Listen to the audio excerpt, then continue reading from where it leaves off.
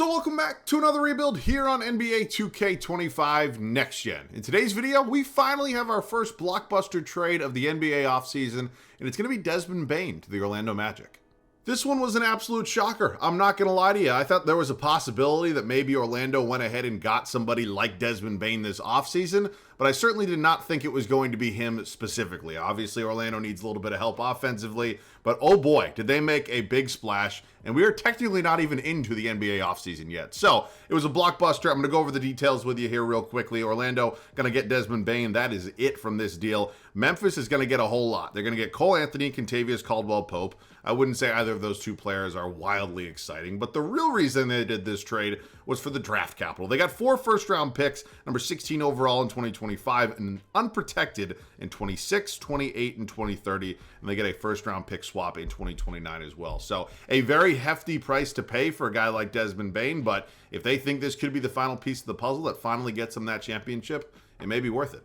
I, of course, will give you more of my thoughts on this deal for both sides, especially Orlando, once we do get into the video. But, of course, let me know any other rebuild ideas down below in the comment section. I knew at some point over this week, next week, whatever it was going to be, that a blockbuster trade was going to happen. I'm not going to lie to you. I assumed it was going to be Kevin Durant first, but that was not the first domino to fall here in this offseason. And I think we are going to be in for a very, very crazy offseason ahead. So looking forward to all of these rebuilds we will eventually have. Today, kicking it off with the Orlando Magic. I think tomorrow we'll probably do the Grizzlies side of this because it's a very interesting move from their perspective as well. But here today with Orlando, we definitely have some work to do. Hopefully get this team a championship.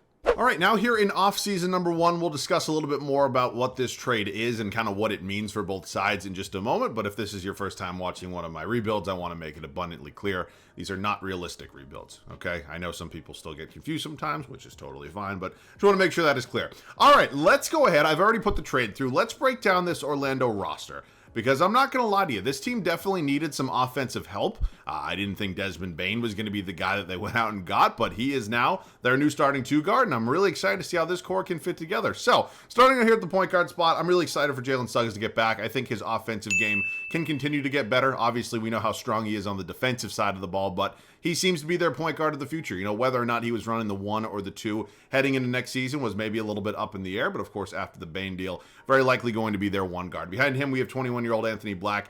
I'm really, really happy they were able to hang on to him. I think he has a pretty high ceiling. You know, is he going to be a superstar, a star in this league? That's TBD, but at only 21 years old, a lot of room to grow. I don't think Corey Joseph's going to be on this team very long. I thought he actually gave him some pretty decent playoff minutes at times against the Celtics, but, you know, at 74 overall, 33 years old, 2 guys ahead of him are definitely better options. All right, the shooting guard spot, the man of the hour, Desmond Bane. You know, it's weird, man. I'm sitting on the couch, you know, fully expecting, you know, I saw breaking in all capital letters from Shams, and I thought it was going to be Kevin Durant, and it wasn't, and it was Desmond Bane, and I'm not really sure where Memphis is planning on going, you know, moving forward. I didn't think Desmond Bane was necessarily a guy they thought they were going to ship out, but, you know, he's 26, 27 years old. He's an 86 overall, obviously on a long-term contract. I really think what Orlando was trying to do in a deal like this is acquire, obviously, a player who is solid offensively, which they definitely did in Desmond Bane. There's no denying that. Desmond Bane's not a number 1 on a championship team. He may not even be a number 2, but ultimately here right now, he's going to be their 3rd scoring option. So I'm excited to see what he can provide. I think with that, they wanted to get a player who was also not a bum defensively, which they did get in Desmond Bane. You know, he's not one of the best defensive guards in the world, but he can certainly hold his own. Now, I think he's a very viable option at this 2-guard spot. Again, not up there with some of the best defensive guards in all of basketball. But, you know, I think a lot of people thought maybe Orlando would be in the market for a guy like Trae Young or LaMelo Ball, a very offensive-oriented guard. And they decided to go a different route with Bane. I do think he's going to be a really nice complementary piece. Again, it was a lot to give up in terms of draft capital, but if they truly do genuinely believe that this is the final piece of their puzzle, I think that's worth it. So we will find out together. I'm never really one to kind of immediately judge trades before I see them work out, but I'm going to be very fascinated to see Bane here in Orlando. Behind him, Trevelin Queen, we got Gary Harris, Ethan Thompson. I'd like to upgrade this backup 2-guard spot. All right, the small forward spot. Franz Wagner is very good. He's going to be very good for a very long time. Of course, only 23 years of age, already pushing a 90 overall. And again, the number 2 option on this team. Tristan Da Silva, Caleb Houston, Jett Howard here as well. It's going to be about figuring out how each of these guys plays because, of course, we don't have minutes for all 3 of them. And given where they all are in the age department, I think there is a lot of room for growth for many of them. Powell's a superstar in this league. No denying that. He's only 22. He's one of the best players in the world. I'd say top 15, top 20, wherever you want to put him. But he's going to do nothing but continue to get better for the former #1 overall pick.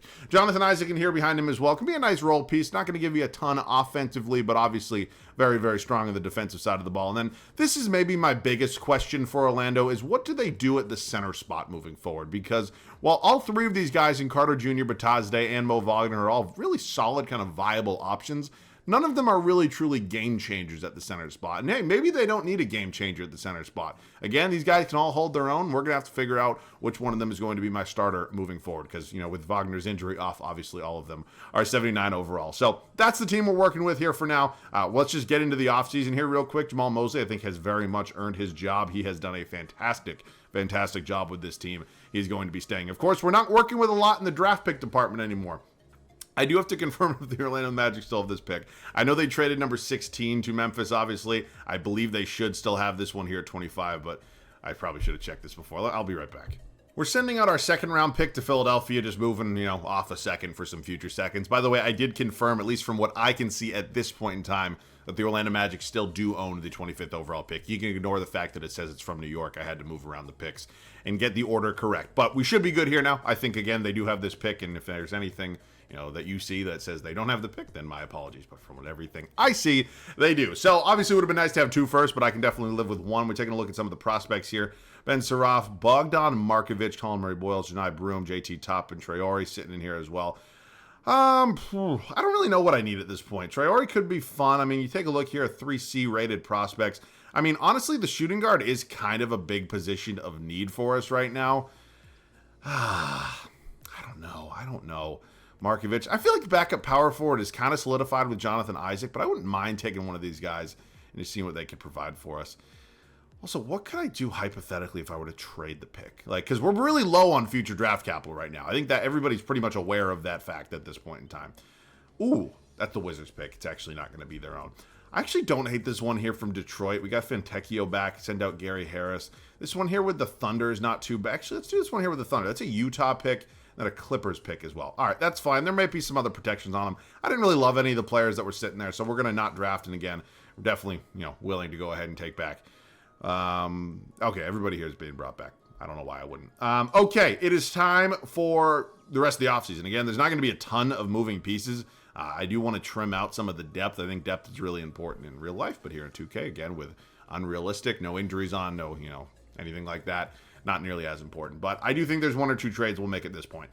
We're going to be swinging a deal here with the Charlotte Hornets and potentially pick up our backup shooting guard of the future. We're sending Caleb Houston and Mo Wagner to Charlotte. In return, they're going to be getting Nick Smith Jr. and a 2027 first-round draft pick. So this is kind of one of those trades that kills two birds with one stone. Ultimately, getting a player in Nick Smith Jr., who I know for a fact develops pretty well in this game, along with acquiring some more draft capital, which of course was something we were kind of hurting in a little bit. So Mo Wagner is going in this deal. Ultimately, we don't need three centers on this team. Mo Wagner is the oldest of the three centers on this team, and he's also the only expiring contract we had. So kind of made it an easy decision for me when they're all the exact same overall. But excited to see what Nick Smith Jr. can do. He's another year of team control after this as well, so he'll now be the new backup here behind the also newly acquired Desmond Bane. I'm good here at the point guard spot with Suggs and Black. I think Joseph Harris probably going to be traded. Unfortunately, I don't really need both De Silva and Howard, but for now I'll hang on to them both because neither are expiring, and then we're good at everything else here. So we're just going to make two kind of smaller end deals here. I'm not really sure why anybody wants to give me any sort of real draft capital for either Joseph or Harris, but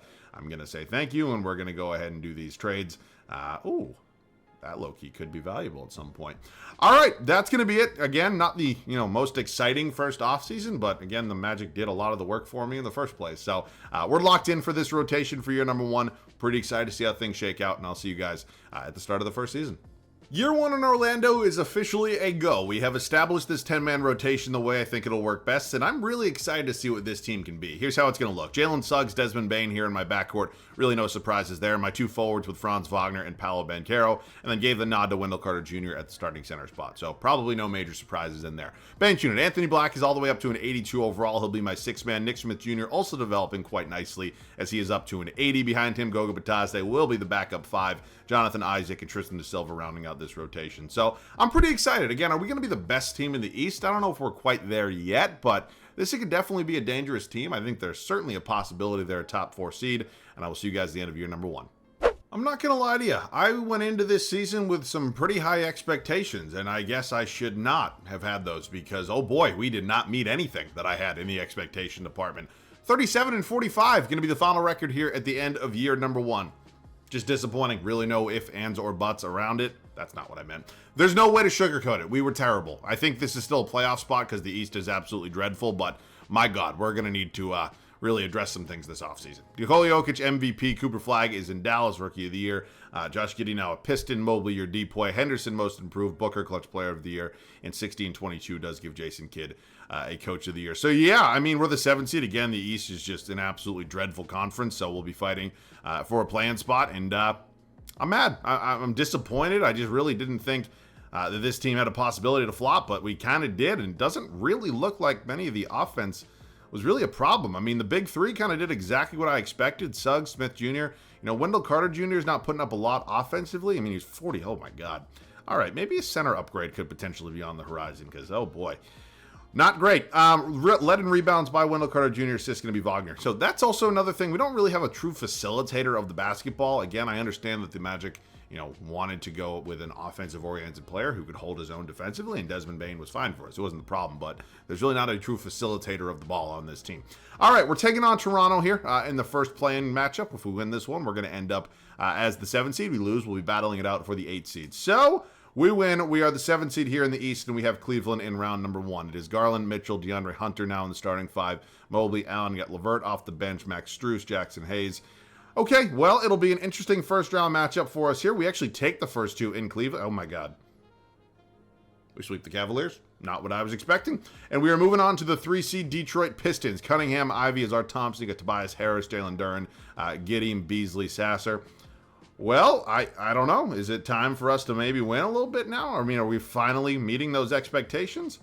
We're up 3-1, now 3-2, and we are in the Eastern Conference Finals here in year 1. Again, did not expect that after the season we had. We're going to be battling it out with the New York Knicks here. Brunson, Bridges, Anunoby, Hart, Karl-Anthony Towns. They somehow added Daniel Gafford to this team. Ty Jerome. What the hell? Where are they getting this money? I mean, good God. Split the first 2 at the Garden, drop game 3 and game 4 on our home floor, and we get bounced in 5. Now, Eastern Conference Finals felt like our ceiling at the absolute most, and we did get there. And yeah, I mean, I'm not going to say I'm, you know, not happy because I am happy with the season we just had in the playoffs we just had, but ultimately I thought we could have been just a little bit better and a little bit more consistent throughout the entirety of the season. So, all right, well, those are the numbers from the Eastern Conference Finals. Really, nobody is impressing me, quite honestly, and we're going to take the first season for what it was. I mean, a bit of a Cinderella run as we entered the playoffs, but obviously getting, you know, all the way to the Eastern Conference Finals, even if we got stomped by the New York Knicks, who were a 1 seed. Good with me. All right, it is time for the first offseason. Don't think there's any notable Orlando Magic players retiring. This is insane. 4 of the greatest to ever do it. We are going to go ahead and take a look at the lottery. I know we've traded for a couple picks in that Utah pick, which I'm pretty sure is protected. That Memphis pick, what did I trade for that? This is where the thing kind of gets me because I forget what these picks are all for. Oh, boy. I am going to have to sort all of this out. I'm still good with Jamal Mosley. I like him quite a bit. I think he's a really good head coach. And let me go ahead and try to figure out, because we got a lot of these picks from OKC. And yeah, I don't think we're supposed to have all these. Good news and bad news. The bad news is I'm almost positive we're not going to be getting this Utah Jazz pick. Quite honestly, I have no idea how this pick protection things works. It's an entire paragraph. There's like 4 different teams involved. There's swaps. There's protections. I'm not going to try to make this even more complicated. I'm just going to give them their fucking pick back. It's not really that big of a deal. Now to the good news. The good news is that we do get to keep the other draft picks that we have. One being via the Los Angeles Clippers, the other being from the Chicago Bulls, which is really good news for me. Now, I don't know exactly what I want to do with both of these selections. I don't know if it necessarily makes a ton of sense to keep both of them. I also could maybe move up. I could include them in a bigger trade. Quite honestly, I don't really want to cut out again, but I haven't really decided, so I'll be back. If we're going to make an upgrade anywhere in this starting 5, I think our starting center spot makes some sense. Now, Şengün is a guy I get from time to time. I do feel it's been long enough since I last got him in order to get him again. So, it's actually really not that hard to trade for. We're going to try to swing a deal here with Houston, see if they're willing to do this. That's the 13th overall pick this year. Quite honestly, I'd be willing to give up 18 as well. And then, I don't really know what else I could give up in terms of players. There's a lot of team options right now that unfortunately I also cannot trade yet. So, I'm probably just going to have to give up more draft picks if I really want to find a way to be able to go ahead and get Şengün. So I'd be willing to do this. they're willing to do it. All right, welcome to the team, Alperen Şengün. Obviously a more offensive-oriented center, but I think if you're going to give up something anywhere, I'm fine doing it at the center spot, just because Paolo's so good defensively, same with Wagner, so I'm pretty content there. I think, do we still have another second-round pick this year? We do not, so not going to be drafting anybody, which is totally fine. This is beautiful right here. Everybody will be brought back. Paolo Banchero, of course, my number one priority as he enters the offseason as a restricted free agent. So only one team, of course, that is going to be the Lakers. Giving him a big fat contract, I am just going to go ahead and pay the man his money. He is going to come back. Everybody else is free to go. At this point, we might have one or two other kind of smaller end deals. Again, we do want to have, you know, some options in terms of depth, but I know a lot of these guys will be expiring. So I'm not going to move off of Anthony Black. I think he's still really important. Same with Nick Smith Jr., but we do have to somewhat make a decision here at our small forward spot. I'm leaning towards keeping De Silva. They're the same overall. De Silva is 3 years older, but he does have another year of team control. So if I can maybe move Jet Howard either for a new backup power forward, I also could just move De Silva to the backup power forward spot. I mean, what does happen to his overall? He goes down 2. Not really a huge fan of that. Also, who are the power forwards here in free agency? Because obviously Jonathan Isaac was included. Ooh, Kenrich Williams could be a nice option. Wait. What? Did Houston release him? Am I losing my fucking mind? Didn't I legitimately just trade Jonathan Isaac? What the hell? Oh, maybe they just released him. Okay, well, I'm not going to sign him back, but I'm going to bring in Kenrich Williams, hopefully. That's weird. That's a very weird one. At this point in time, we're just going to trade Jet Howard, hopefully be able to recuperate one of these draft picks. Again, he's still pretty young, but if I'm able to somehow get a nice draft capital, Memphis is willing to do this. That's actually really the only one. Thank you very much. Year 2 for us here in Orlando. The first regular season was disappointing, to say the least. We barely snuck into the playoffs, and then we went on a really, really nice and long Cinderella playoff run all the way to the Eastern Conference Finals. So we know we were good, but we have to be great. We want to get a championship done here. And this offseason, we made a move that'll hopefully put us over the top. Of course, the acquisition, I cannot speak, of Alperen Şengün is going to really take this offense to a whole nother level and really can hope kind of exploit this team and really put us over the top. I'm just kind of saying bullshit at this point. Suggs, Bane, Franz Wagner, Paolo Banchero, 1 through 4 remain the same. Of course, the new starting center here in Şengün. Bench unit remains relatively similar. Anthony Black all the way up to an 85. Still got Nick Smith Jr., Goga Batadze, Tristan Silva, Kenrich Williams. All right, man. I will see you guys at the end of year number 2. Hopefully it is a better regular season than year number 1. So Victor Wembanyama is really good. He's going to be taking home the MVP award here at the end of the second season. More importantly, in regards to us, though, we go 54-28, which is definitely a bit of a different tune than I was singing at the end of year number 1. So we're feeling good right now. Of course, it doesn't accomplish our ultimate goal, but I'm going to take it for now. AJ DeBansis, how the hell is he in New York? Okay. Anthony Simons is your 6th man of the year coming off the bench in Portland. Wemby also wins Depoy. Will Riley most improved. Wemby wins clutch player of the year as well at 63 wins. Gives Jason Kidd a coach of the year. Okay, let's talk about it. Standings times. We are the 2 seed here in the Eastern Conference. We will be facing either the Raptors or the Nets in round 1. Here is a look at the Western Conference. Let's go over some of the numbers here real quick for our squad. Banchero, Bane, Wagner, Şengün, Suggs, Smith, Anthony Black. I mean, you guys can see everything looks pretty good. Rebounds going to be Şengün. Assists also Şengün. So, all right.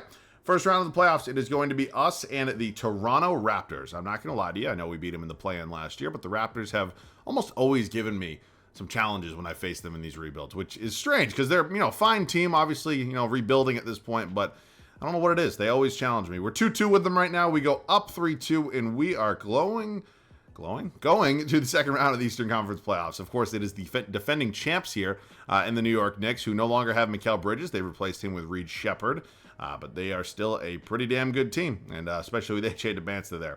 We take the first 2 on our home floor, also win game 3. They do take game 4 at the Garden, and we close them out in 5. Defending champs no longer. All right, it is the Atlanta Hawks who have moved off of Trae Young. They have maybe traded him for Pascal Siakam. Interesting move. Not really sure why you did it, but let's see what happens here. Eastern Conference Finals. Split the first 2 in Atlanta, win game 3 and game 4 at home, and we are hopefully going to the NBA Finals. And oh boy, really the one team I did not want to face because everybody is very much aware of how big of a pain in the ass the Dallas Mavericks are here in 2K. They're just so wildly good. I'm not going to say for no reason. They have a talented roster, but okay, well, we are up 2-1. 2-2, we go down 3-2. That's a big loss, and we are heading back to Orlando. We got to fight to keep our season alive, force it back to a Game 7 in Dallas. Oh, boy. Oh, boy. Well, that's going to do it. Dallas going to take it all. Anthony Davis, your finals MVP. Close, but no cigar. We are very close to getting this championship, but we're just not quite all the way there yet. Which means we have a couple decisions to make, because I don't know if I want to run this thing back in hopes of it maybe being better this time around. You know, anything's possible, but I'm not going to say with 100%, you know, certainty that this team is going to be wildly better. Jamal Mosley, again, done a good job. My opinion on him has not really waned or changed at all throughout this rebuild. We take a look at the draft pick department. We have 2 firsts, number 11, number 15 as well. So what I'm thinking I'd do here is maybe moving up, combining all these draft picks, maybe a few extra seconds as well, and just seeing if I can maybe get one really, really good player. Like if I were able to trade it for like number 6, number 5, something like that, I think that could be worth it, because I think we could get maybe a player at that point or at that spot that could actually maybe make an impact on this team. So who has the 5th overall pick? I should have just checked before doing this. That is going to be the Houston Rockets. Of course, they traded us Alperen Şengün at this point last offseason, so maybe they're willing to make another deal with us. Let's just see. That's a lot of seconds, and they agree. Thank you very much. All right, so we'll be picking here at number 5. Again, probably not getting a superstar here. Mika Murrian. Wait a minute. Oh, my God. Wait a minute. Taj Ariza. I am old. Oh, boy. Yeah, I don't really know who I'm thinking here. Hugo could be fun. Christian Collins, Taj Ariza. I'm going to take Taj, honestly. You know what, man? Why the hell not? All right, Taj Arena, 6 foot 8, 195 pounds out of Arizona. He's going to be a 76 overall. De Silva will be brought back. Qualifying offers. We have Baylor Shireman here. Probably going to let him go. Anthony Black, Nick Smith Jr., both very, very important to what we're trying to do as our 6th and 7th man. Same with Goga Batadze. So we're going to pay all of these guys. Holy shit, Anthony Black wants $34 million. That is a lot of money. At this point, I do think one trade is necessary. It's not going to be anything major. Oh, shit. Well, that sucks a lot. Anthony Black asking for $34 million is ridiculous. He's making more than Jalen Suggs is at this point. Holy smokes. Okay, well, I guess if I'm happy we lost anybody, I guess it's him. I'm not happy about losing him. I want to get him back, but obviously we're going to have to clear a little bit of cap space. Just another trade with Memphis, sending out Kenrich Williams. I have no idea if this is going to be able to allow me to get Goga, and thankfully it is. All right, at this point in time, I still think I want to make one other move. You know, we have Ariza sitting here, and although he may be in the trade, I think he's going to be a really valuable piece. So, you know, wherever we're going to upgrade, I do think there's a lot of possibilities. Quite honestly, I might just move him in his $11 million and see what I can get in terms of a backup for Paolo Banchero. So let's just take a look real quick, just out of curiosity. Power forward's making like $11.5 million because we don't really have any other flexibility outside of that. This is probably not the longest list in the world. The first guy is Denny Avdia. There's really not a lot outside of that. Matas Buzelis could actually make some sense. He's only making about $7 million. The Bulls can't afford it. So let's just see. I mean, we have some draft capital that obviously I can't, you know, bring over to my next rebuild. So if anybody really wants to maybe make a deal here, I mean, I have the picks. All right, cool. We're going to bolster that bench just a little bit more with the addition of Buzelis. He'll ultimately back up Banchero. And at this point, I think we're kind of out of trade. So that's going to be the final 10-man rotation entering a championship or bust year number 3. Year 2 ended in a little bit of heartbreak. We got all the way to the NBA Finals. We lost to the Dallas Mavericks in 6 games. Now, this offseason, we bolstered our second unit a little bit with the addition of Matas Buzelis. Ultimately, outside of that, there really wasn't anything we did. So this team is developing nicely. The overalls are looking good. I think everything fits together pretty well. And it's just really about executing at the right time. So, starting 5 remains exactly the same. Jalen Suggs, Desmond Bane, Franz Wagner, Paolo Banchero, Alperen Şengün. Bench unit still led by Anthony Black. He's actually now tied with Jalen Suggs at an 87 overall. Buzelis, of course, will be packing up Paolo. We got Nick Smith Jr. still in here, Tristan De Silva, and finally Goga Batadze. So, yeah, man, an all 80-plus overall team. I tend to do pretty well when that happens. So, hopefully this is the team that can finally bring that championship to Orlando. Wemby has officially won a second MVP. We go 60-22. It is our best season yet. I wouldn't say it's some historically dominant season like we maybe are accustomed to in these rebuilds, but I'm still feeling pretty confident. Hopefully this is the team that can get that championship. Tyron Stokes, he's in Utah, your Rookie of the Year. You got Jalen Johnson now coming off the bench in Atlanta. Wemby also wins a second straight DPOY. Dash Daniels, Most Improved. Maxey, Clutch Player of the Year. And still, not a single Coach of the Year for Jamal Mosley in this video. Quite honestly, I'm not saying this to be egotistical. I cannot remember the last time I did a rebuild that I didn't have my coach win at least one Coach of the Year. But we are still here. We are the 1 seed in the Eastern Conference, and we have the 2nd best record in all of basketball. Let's talk about some of the numbers for this team real quick. Again, you guys know me, my philosophies. I don't give a flying fuck who does what as long as we are winning basketball games. Şengün led us in boards and assists. All right, it is round one, the 1 seed for the first time in this video. Oh my God, Luka is a Chicago Bull. Well, thankfully, we have 2 pretty strong defensive guards in our backcourt. Hopefully, they're able to do some damage against him. We're up 3-0. We sweep Chicago. We are now moving on to Atlanta. Jerome, Daniels, Reza Shea, Siakam, Okongwu, of course, Johnson won 6th Man of the Year. Also got Trey Johnson there as well. All right, up 2-0 quickly here in the East semis. We have yet to lose. Every fucking time I say that, we lose a playoff game. No. Thank you. Eastern Conference Finals, I am somehow praying that not only we beat the Indiana Pacers, but somehow the New Orleans Pelicans are able to get by the Dallas Mavericks, because that would be a really, really big... What the fuck? Oh, come on, man. What do these guys average a combined like 22 assists a game? Holy smokes. All right, well, it's time for the Eastern Conference Finals against Indiana. We are up 2-1 right now. Make that 3-1. We do win the series in 5, and we are taking on the Dallas Mavericks here in the NBA Finals. Certainly not my favorite sentence that I have said many times before. We are looking for a little bit of redemption. Of course, they beat us in 6 last year. I'd like to see if we can maybe get by them this time around. We dropped game 1, dropped game 2, dropped game 3. We are probably cooked at this point in time. I'm not going to hop in unless it's like absolutely necessary, because it just doesn't make much sense to. Oh boy. Well, this one's getting close. Well, I can actually probably get away with not hopping in here. Holy shit.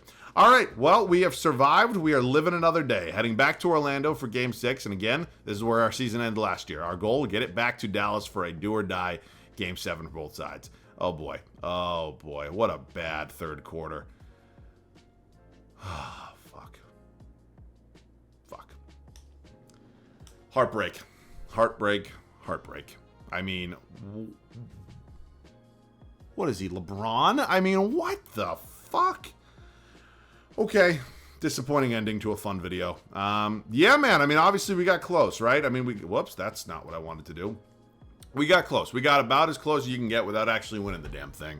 I was really, thought this team was good enough. If I was going to make another move, maybe it was just Jalen Suggs. Not that Jalen Suggs is bad, but if I'm going to upgrade anywhere else in the starting 5, it's probably him, and this is also Desmond Bane's video, so can't trade him. But I think of, looking back on it, maybe I could have done 1 or 2 other moves. But really, this team, I don't want to say hit their ceiling, because I do think they could have won a championship. But, we got pretty damn close. And if they weren't running into 2K's baby girl, a.k.a. the, Dallas Mavericks, I do think a championship was definitely coming. But, yeah, man, Orlando fans, my apologies. I thought I put together a pretty good team. Just couldn't get it done today, man. So, yeah, I mean, I'd love to hear any and all of your thoughts on this deal down below in the comment section. I mean, ultimately, I don't think, it didn't seem to me like they were entering the offseason, them being the Memphis Grizzlies, looking to trade Desmond Bane. I think the offer that Orlando made was just simply too good to pass up on. And I don't think anybody's going to blame them for taking that offer, because it's a lot of draft picks. I see Desmond Bane go for 4 first-round draft picks, pretty sure all of which unprotected, a pick swap in 2029. What do you think, Giannis would fetch on the trade market if they are to move him this offseason at some point? But I really think the Desmond Bane trade is kind of just the start of what could be an absolutely wild and insane offseason. I think a lot more teams than you maybe initially thought are going to be swinging blockbuster deals one way or the other. So I'm looking forward to all of it, man. Of course, we're going to have all the coverage here on this channel, all of the rebuilds you could ever imagine. But let me know any other video ideas down below in the comment section. And that's going to do it for me. As always, thanks so much for watching. I love you guys. I'll catch you guys all in the next one.